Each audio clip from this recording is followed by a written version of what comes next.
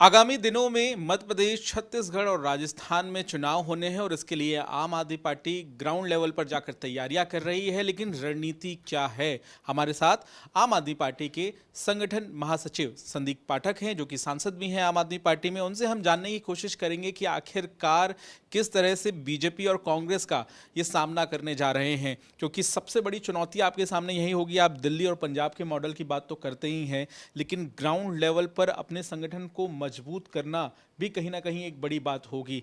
क्या वो संगठन आपने तैयार कर लिया है? और बीजेपी और कांग्रेस का जिस तरह का संगठन है इन तीनों राज्यों में, क्या आम आदमी पार्टी भी उतनी मजबूती से खड़ी है? संगठन के मामले में मैं ये कह सकता हूँ और मैं बहुत कॉन्फिडेंट हूँ कि आम आदमी पार्टी का संगठन आज गांव-गांव तक जा चुका है।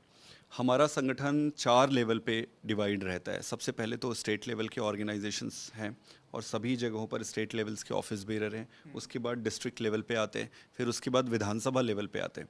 विधानसभा में फिर से हमारे 3 लेयर्स होते हैं। एक तो विधानसभा के अध्यक्ष होंगे, विधानसभा लेवल के होंगे। उसके बाद फिर ब्लॉक लेवल पे आते हैं। ब्लॉक लेवल के ऑफिस बेरर में 50-60 के आसपास विलेजेस या वार्ड्स होते हैं। उसके बाद फिर सर्कल लेवल आता है और उसके बाद फिर विलेज लेवल आता है। तो अगर सपोज़ कि किसी स्टेट्स में 50,000 यूनिट्स हैं, we call units when it comes to village और वार्ड, या वार्ड और विलेज को हम टोटल पुट टुगेदर यूनिट कहते हैं। अगर हमारे पास 50,000 यूनिट है, हर यूनिट पे या हर गांव पे 11 मेंबरी कमेटी हम बनाते हैं। तो अगर 50,000 गांव है तो 5.5 लाख वॉलंटियर्स और ऑफिस बेरर बनते हैं। ये वो ऑफिस बेरर होते हैं जिनके सभी के पास आईडी कार्ड्स होते हैं, सभी के पास अपॉइंटमेंट्स लेटर होते हैं। उनकी जिम्मेदारियां, उनको ट्रेनिंग दी जाती है कि उनकी जिम्मेदारी क्या है, चुनाव से पहले की जिम्मेदारी क्या है, कैंपेन के समय की जिम्मेदारी क्या है, चुनाव के दिन की जिम्मेदारी है।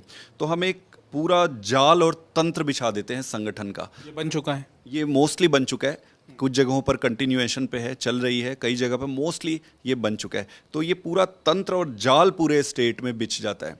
आपने कहा कि क्या भारतीय जनता पार्टी और कांग्रेस की तुलना में हमारे संगठन का स्ट्रेंथ क्या है? सबसे बड़ी स्ट्रेंथ तो यंग और ओल्ड की है। हमारा संगठन अभी नया संगठन है।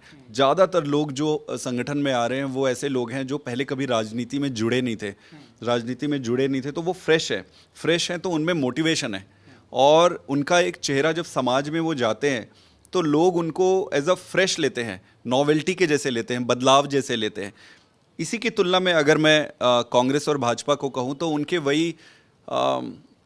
वही लोग जो कई सालों से घूमने वाले नेता हैं वही नेता हैं, तो उनमें वो नॉवेल्टी नहीं है। वो जैसे बासा हो जाता है ना, वो वैसा हुआ है। एक तो ये, दूसरा सबसे इम्पॉर्टेंट चीज़ ये है कि हमारा संगठन इतना ज़्यादा यंग है, ज़्यादातर यंग लोग हैं और इतना मोटिवेटेड है कि रात को 12 बजे तक उनको पता है कि संसाधन नहीं है, जानते हुए भी वो जी जान लगा देते हैं। वो एक सैद्धांतिक रूप से जुड़े हुए हैं।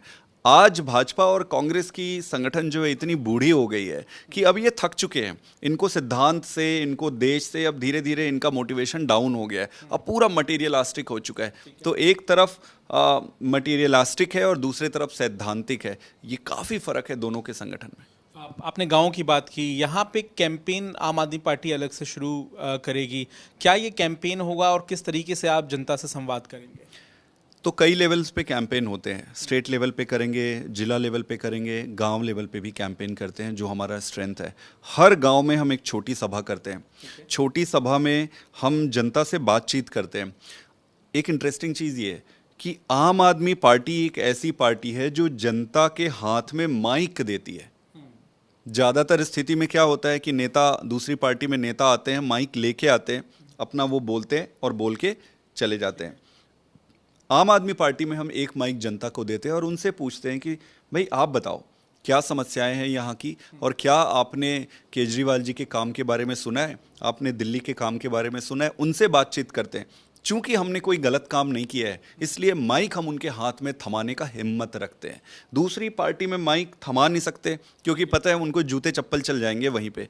तो हम हर गाँव में छोटी छोटी मीटिंग करते हैं, छोटी मीटिंग में उनकी समस्याओं के बारे में डिस्कस करते हैं, वहाँ से फिर एजेंडा फ्रेम होना शुरू होता है कि क्या चाहिए उनको, क्या मकसद है उनको, क्या उनके मुद्दे हैं, वहाँ से उनका जुड़ाव शुरू होता है। तो हम जनसंवाद करते हैं पूरे पूरे स्टेट में, हर गांव में। अगर 50,000 गांव हैं तो 50,000 जनसंवाद, और इसके बाद फिर एक्सटेंसिव डोर टू डोर करते हैं कई राउंड। साथ ही क्या उम्मीदवारों का चयन भी शुरू हो जाएगा? स्क्रीनिंग आप करते हैं आम आदमी पार्टी में, तो एक प्रोटोकॉल है जिसके तहत उम्मीदवार चुने जाते हैं। सबसे बड़ी चुनौती आपके सामने यही होगी कि हर विधानसभा में उम्मीदवार खड़ा करना, और आम आदमी पार्टी क्योंकि काफ़ी गंभीर तरीके से चुनाव लड़ने की बात कह रही है, तो अब क्या स्थिति रहेगी? कैंपेन के बाद फिर आप तैयारी करेंगे उम्मीदवारों के लिए? जी बिल्कुल। चुनाव में आपको पता है, दर्शकों को भी पता है कि कैंडिडेट का सिलेक्शन सबसे क्रूशियल होता है। आपके जो गारंटीज़ होंगे, आप जिस तरीके से काम करते हो, वो तो एक चीज़ है। कैंडिडेट का चयन बहुत इंपॉर्टेंट है। कैंडिडेट के चयन में आपको सारे पैरामीटर देखते हैं कि कौन जीत सकता है, कौन अच्छा है जनता में इमेज। तो हम इसके लिए हम सर्वे का सहारा लेते हैं। सर्वे में जो भी जनता कहती है कि ये बेस्ट आदमी है, उसको फिर हम टिकट देते हैं मोस्ट लाइकली। अभी इसके लिए पहले तो हम होमवर्क करते हैं। होमवर्क में हम ये करते हैं कि किस विधानसभा में कौन प्रॉबेबल 3, 4, 5 लोग हो सकते हैं जो कैंडिडेट अब बनना चाहते हैं, उनको लिस्ट आउट करते हैं। वो सारा होमवर्क हो चुका है। अब हमारा सर्वे चल रहा है। सर्वे हमने स्टार्ट कर दिया है। सर्वे के माध्यम से फिर हम चुनते जाएंगे और फिर उनको अनाउंस करते जाएंगे। चलिए, वो आपकी इंटरनल जाहिर है स्ट्रैटेजी भी होगी, लेकिन मेरा सवाल अब आपसे ये भी है कि कांग्रेस के गढ़ कहीं ना कहीं कहे जाते हैं ये सभी, और ये भी देखने के लिए मिलेगा कि आपकी टक्कर कहीं ना कहीं कांग्रेस के संगठन से भी होगी। आम आदमी पार्टी और कांग्रेस के रिश्तों को लेकर इन दिनों काफ़ी चर्चा चल रही है। किस तरह से आप ये मान रहे हैं कि आप वहां जाकर सीधे कांग्रेस को टक्कर देंगे? देखिए, जब हम चुनाव लड़ते हैं तो जो भी दल वहाँ पर है उनसे बराबर पूरी ताकत से लड़ते हैं। हमें ये फ़र्क नहीं पड़ता कि भाई सामने कांग्रेस है या बीजेपी। आप अपने कर्तव्य और धर्म का निर्वहन करते हो। आप एक नई राजनीति लेके आए हो। आपकी राजनीति का कोर क्या है? School, hospital, anti corruption. हम इस मॉडल को लेकर जनता के पास जाते हैं। फिर इससे ये फ़र्क नहीं पड़ता कि सामने कांग्रेस है या बीजेपी। हम पूरी ताकत से लड़ेंगे। हम एक राष्ट्रीय पार्टी है, पूरी ताकत से चुनाव लड़ रहे हैं। आपने कहा कि उनके साथ मिलकर चुनाव लड़ने नहीं लड़ने वाला जो प्रश्न का है, वो आगे देखते हैं क्या होता है।